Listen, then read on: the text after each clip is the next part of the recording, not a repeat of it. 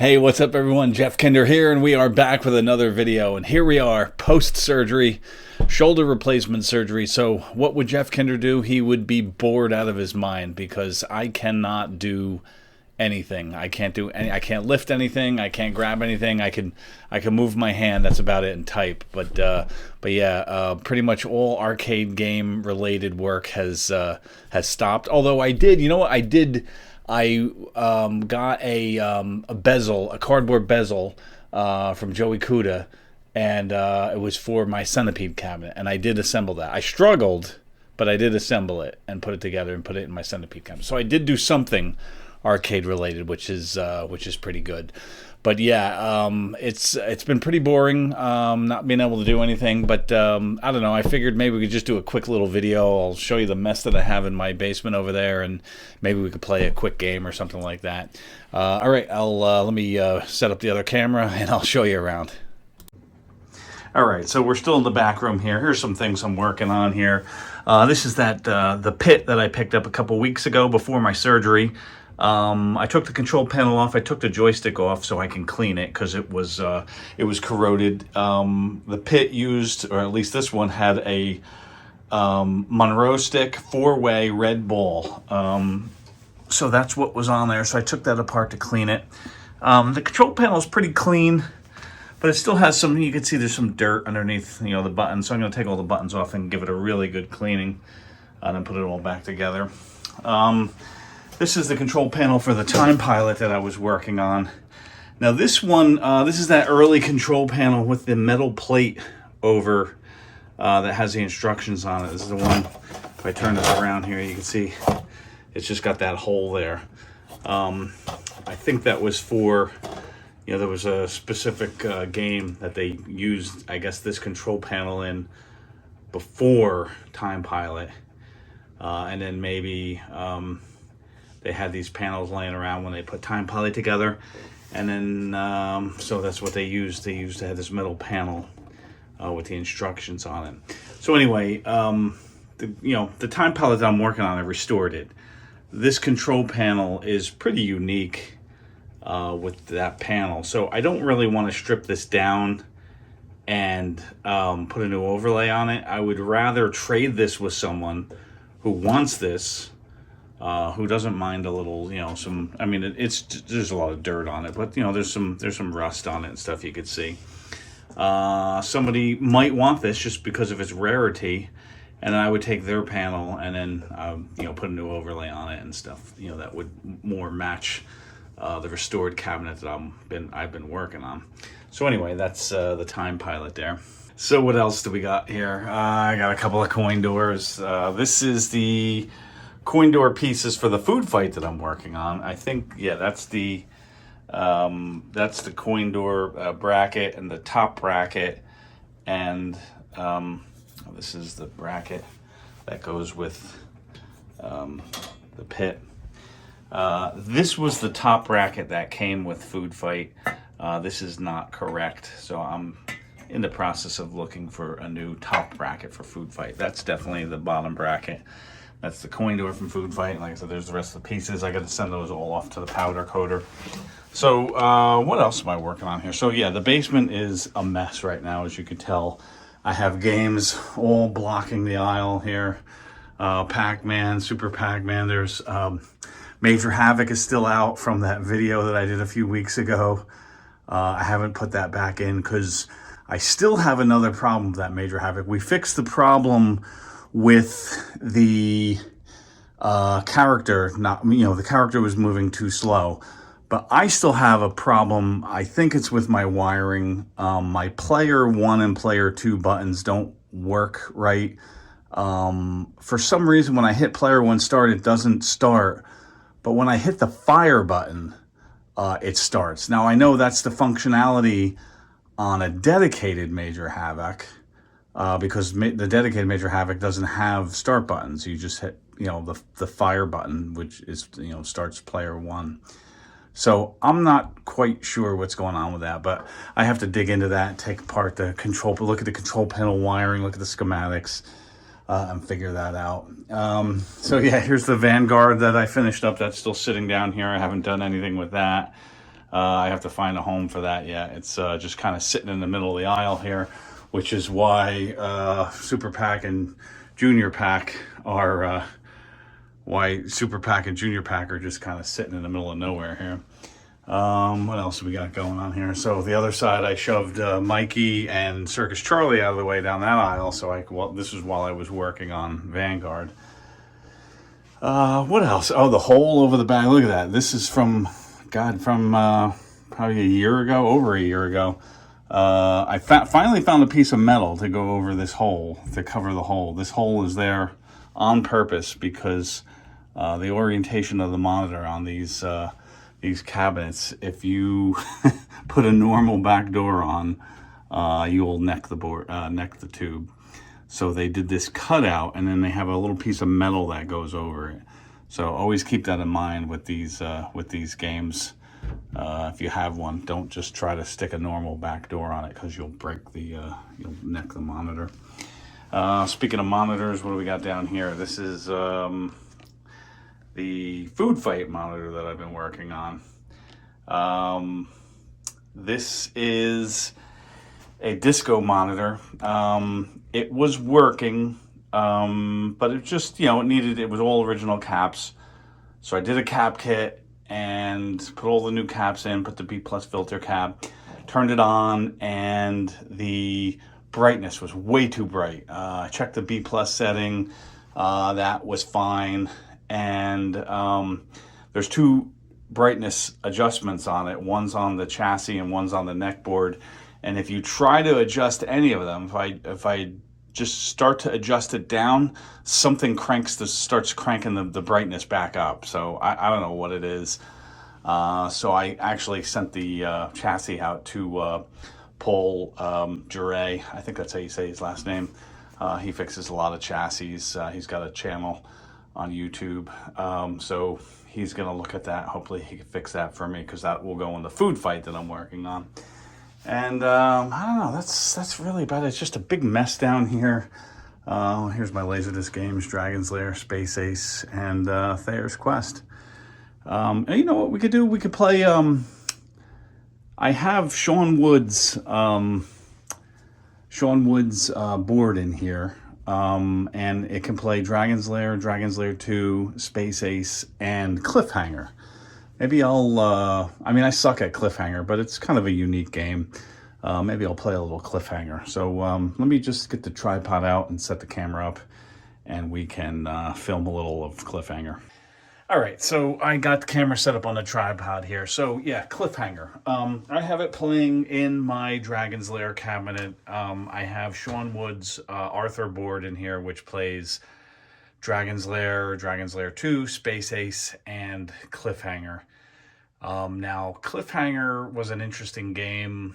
It used Japanese anime from two movies, Lupin the Third, Mystery of Mamo, I think that was from 1978, and Castle of Cagliostro from 1979. That's where it gets its animation from those two Japanese anime movies from the late 70s. I guess at the time, all these companies were coming out, Cinematronics was coming out with Dragon's Lair, and Gottlieb had, Mach 3, and all these other, Atari had Firefox. So Stern was looking for something, so they opted to, rather than hire a company to design animation, they just went this route where they would take already pre-done animation and make it into a game. So, I remember the first time I played Cliffhanger was at a movie theater in, I'll never forget. It was a movie I was going to see Police Academy had just came out. So I think that might have come out in March of '84. I had never seen Cliffhanger up to that point. So we went into this movie theater, and I remember not wanting to go because it was a different movie theater that I like to go to. But I was overruled by the group of people that I was with. And so we went to this movie theater, and they had, we walked in, we're buying the tickets, and I was just standing there like, mad because I had to be there.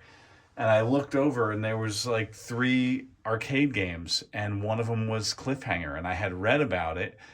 And I remember just being totally blown away, like, holy cow, that's Cliffhanger. That's what I read about.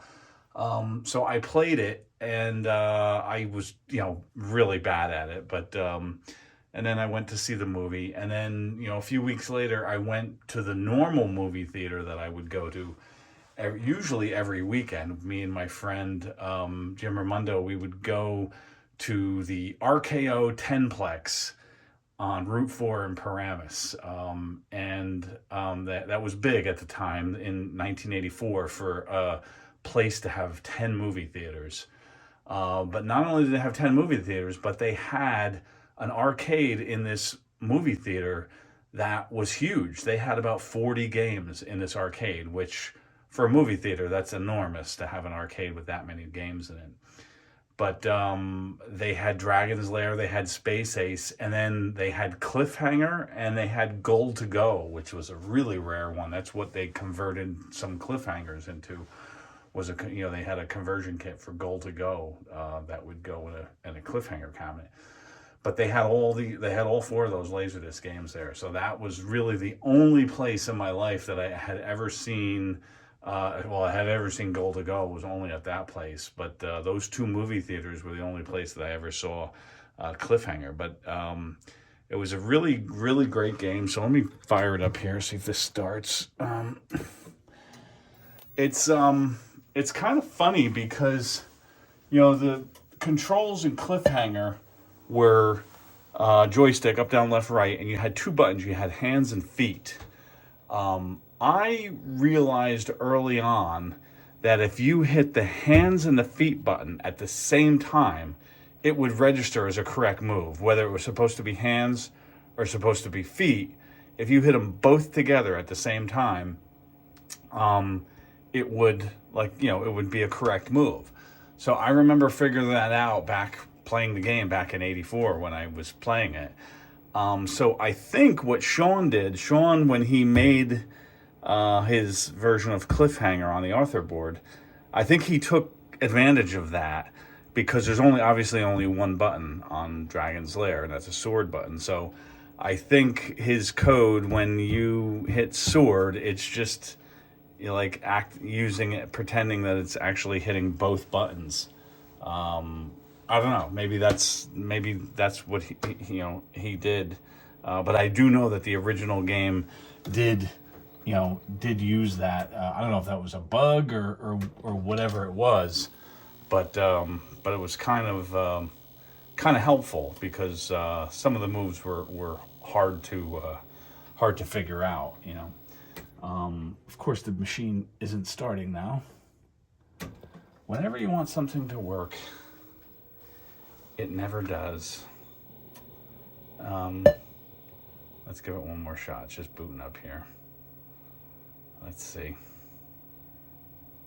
I noticed that about this machine. Here's another problem. It boots every 4 or 5 times you turn it on. It won't boot up, but then it finally does. So looks like it's going now. There we go.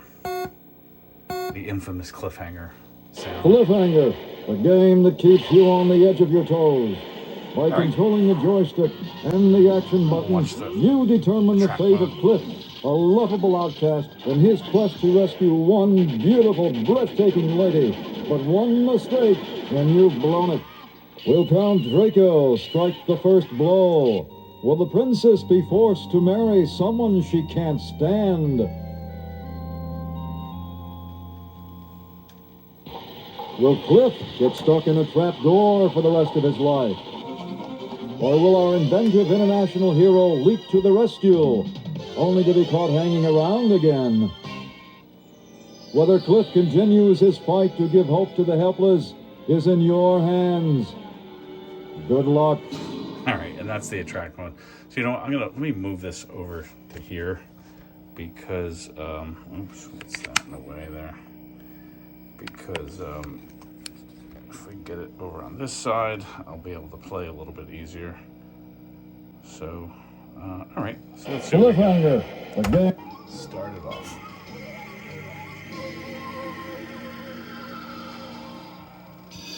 So yeah, I am not good at this game.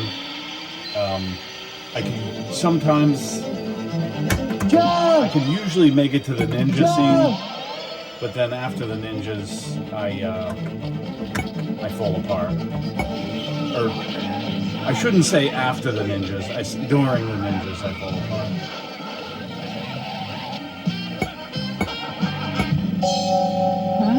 So the original game actually had at the bottom of the screen, it would flash what you had to use, whether it was the joystick or the buttons, and when to do it. So this version, Sean Woods doesn't have that graphical overlay, so you kind of have to know exactly where to do the move. So it makes it a lot more challenging because you have to not only know what the move is, but you have to know exactly when to do it. So, wow, it's a lot she's harder. gorgeous. She's in trouble. But she needs help.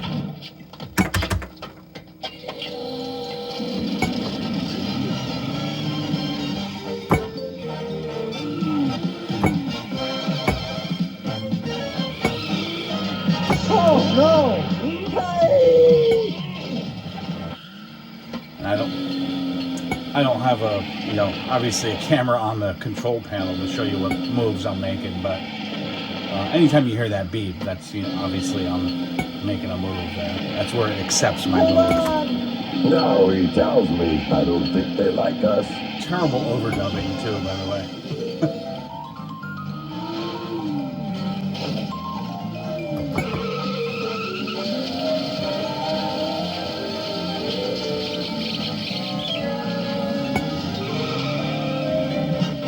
Hold on!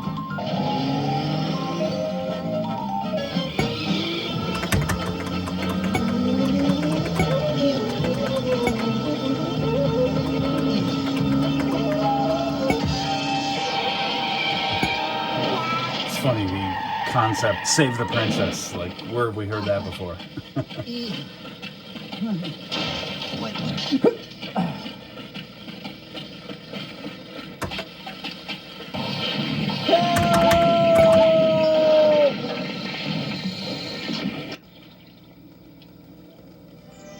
So they edited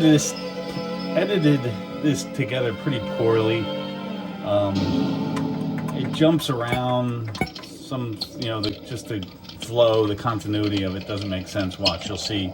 I lower myself down. Now there's a ship. I can't explain. Now Don't follow me. she's running. Now I'm holding a ring. Like, it just... Cliff. So you can see there's a lot of weird edits in there. They're just trying to piece something together to make a game out of it.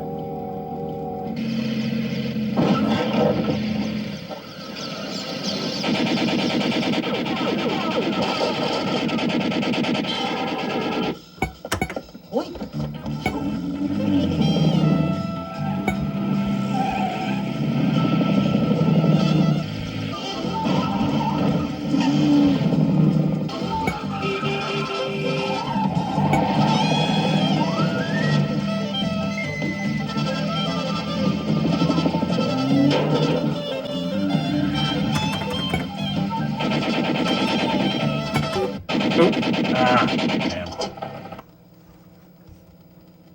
Caught you. I'm still around. I died.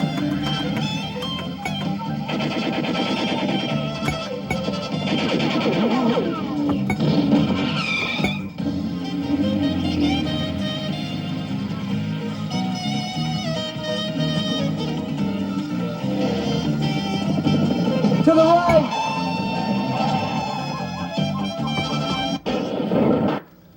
Jeez, I died again. Caught you. I'm still around. To the right.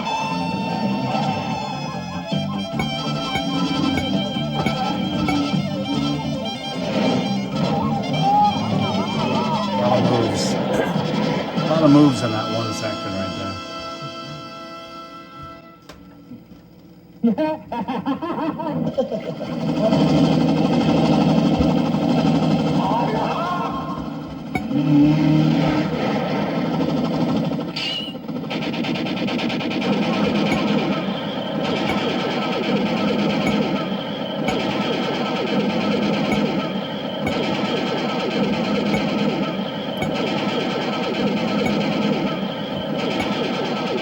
samurai!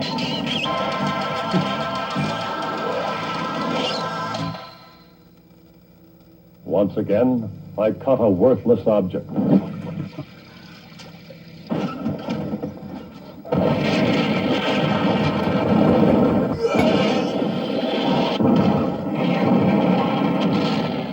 Some days you just don't want to get out of bed. I do love that scene where the helicopter's flying in there. You hear it like ching ching, the blade of the helicopter hitting the sides of the wall.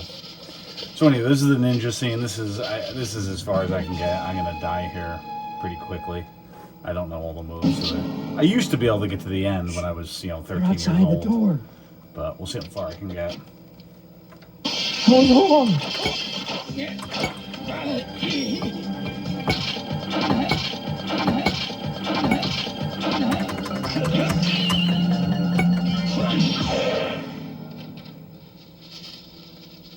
Oh no!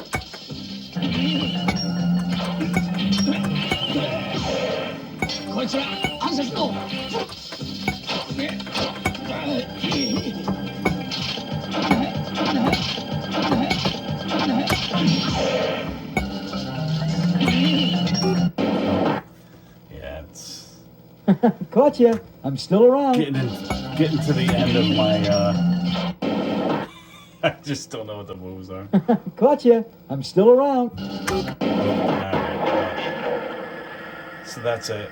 And then the final hanging scene. Pretty gruesome. But that's Cliffhanger, so Cliffhanger, shut that a off. game that keeps you on the edge of your toes. By controlling the joystick and the action Lower the button. volume down. So yeah, that's what we're working on now. You can tell I don't really have much going on because I'm trying to heal from my shoulder replacement surgery. Hopefully within another couple of months, maybe by January, February, I'll be able to start working on the games again. Yeah, I was bored, so I figured I'd just make a stupid video. So that's it. Well, hope everybody enjoyed, and thanks for watching.